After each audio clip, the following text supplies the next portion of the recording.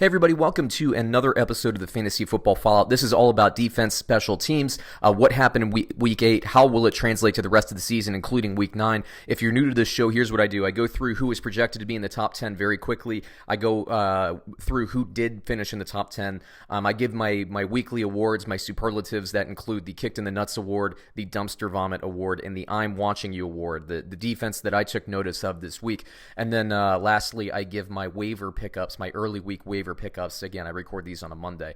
So before we get started, 2 seconds of your time for 2 clicks. If you could really do that, I'd appreciate it. A like and a subscribe. Those things, the sooner that we get and become a YouTube partner, the more interactive features we actually unlock as a channel so we can make our videos better. We're really eager to do that for everybody out there. But let's get rolling here. The top 10, according to ESPN, projected in order. Now, the Pittsburgh Steelers were projected number 1. They have not played yet as of the time of this recording. You got the Colts, Lions, Saints, Patriots, Titans, Rams, Jaguars, Packers, and Bears.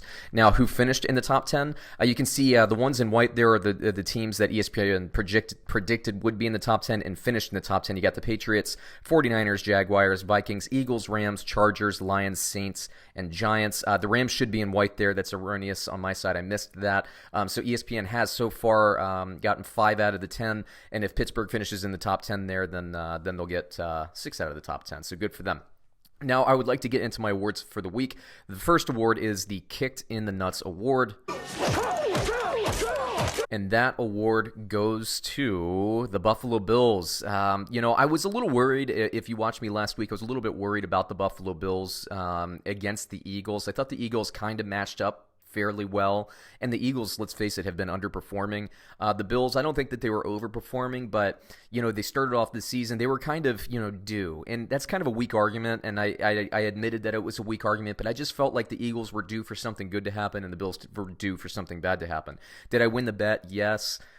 Can I say that it was a great, magnificent pick on my side? No, it was just kind of a gut thing. I usually go with more computer and analytics than gut, but it worked out. But Buffalo, I was a little disappointed. They really didn't show up. I thought that if the Eagles were going to win, it was going to be a tougher win, and they just didn't come. So, is it fair? No. I think this might actually be the second week in a row because they struggled just a hair with Miami early in the game. But, the Bills, they're such a good defense. I just expect a little bit more of them, but they're going to be back. I love the Bills. I love the Bills defense. I love this team. I think they'll make the playoffs. So great season for the Bills. I just want to see a little bit more. Now, the next award is the Dumpster Vomit Award. You suck! Yeah, the Carolina Panthers sucked. If you give up a 50 burger, you're going to make this list. The Panthers, they just didn't have an answer for the 49ers running attack. The 49ers, I've been high on the 49ers even before the season started, but I started talking about them after week 1, week 2, somewhere in there, and moving them up in my power rankings, and holy smokes, they really came out. And I thought the Panthers were going to give them some trouble. I thought this was going to be like a 20-17 49ers victory, like a very close. I actually picked the Carolina Panthers to cover the spread. Got that one wrong. The Panthers just had no answer for that ball control offense, and wow, the 49ers look great. Carolina Panthers, they'll be back. I'm not worried about them, but, you got to call them out when it happens. And lastly, the award of the week, before we get into the waiver wire selection here, the I'm Watching You award. That goes to the Tennessee Titans. The Titans, I said this last week, with Ryan Tannehill playing quarterback, I thought that he would bring another layer of basically offensive competence to this team, and this defense is really good. So I thought that and I said last week that the Titans are going to start to go on a run the back half of the season. And you see that now that J.J. Watt's out in Houston, you can see even the Indianapolis Colts are starting to struggle a little bit. They barely squeaked by in their game. The Titans are going to have something to say in this AFC South race. With a little bit more rest, with Tannehill getting more first downs than Mariota, extending more drives. That Titans defense, which is already strong, is going to have more rest. I like this team. I like this as a waiver pickup. And that brings me into my top 5 waiver picks. This is early week waiver play.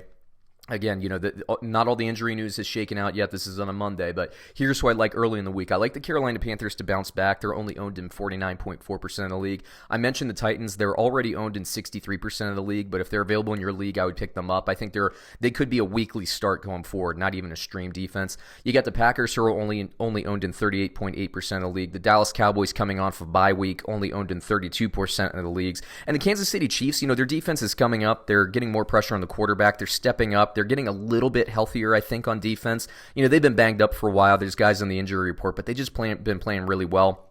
Now, when Mahomes comes back, and it's going to be soon, maybe the high-flying Kansas City Chiefs offense, maybe they'll score to you quickly, and the Chiefs defense will be gassed or something like that. So there is that phenomenon. That's why I have them ranked as my fifth best defense. And let's face it, I mean, there's probably 12 to 15 defenses going in your league already, so you're kind of scraping a little bit. But Kansas City Chiefs, they are ranked in the top 10 at this point in defense. So that's something to take note of. Anyway, that takes us through the episode.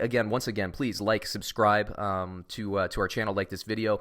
Comment if I'm missing somebody or something like that. Let's comment. I'll be interactive with you, as interactive as I can be with my time requirements, and we'll see how it goes. But catch us on another episode, and we'll see you with the defense next week and another position group coming right up. Thank you.